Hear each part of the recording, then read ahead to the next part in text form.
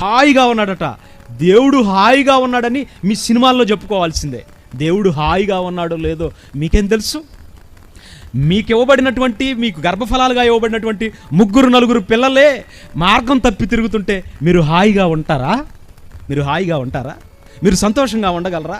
మరి ఆయన పిల్లలు ప్రపంచవ్యాప్తంగా ఉన్న 830 కోట్ల మంది ఆయన కాకుండా పోతుంటే ఆయన ఎంత బాధపడుతున్నాడో మనం అర్థం చేసుకోగలుగుతున్నామా? అయ్యా, పలానా నీ బిడ్డ ఇదిగో పలానా చోట తాగి పడిపోయాడయ్యా అని మీ ఇంటికి వార్త వచ్చింది అనుకోండి. పలానా నీ బిడ్డ ఎవరో అమ్మాయిని ప్రేమించి స్టేషన్లో ఉన్నాడయ్యా, తన ప్రియురాలతో కలిసి స్టేషన్లో ఉన్నాడయ్యా అని ఫోన్ వస్తే మీరు ఎలా ఉంటారు?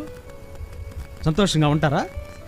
ఒకరిద్దరు బిడ్డలే మీ పట్ల అవిధేయులుగా ప్రవర్తిస్తుంటే తట్టుకోలేక గుండెకి చచ్చిపోయిన వాళ్ళు ఉన్నారు. గుండెకి చచ్చిపోయి, నువ్వు ఈ శరీరంలో ఉన్నావు కనుక ఈ శరీరంలో ఉన్నటువంటి గుండెకు బాధ ఎక్కువైపోయి కుప్ప కూలిపోయిన వాళ్ళు కూడా చాలామంది ఉన్నారు.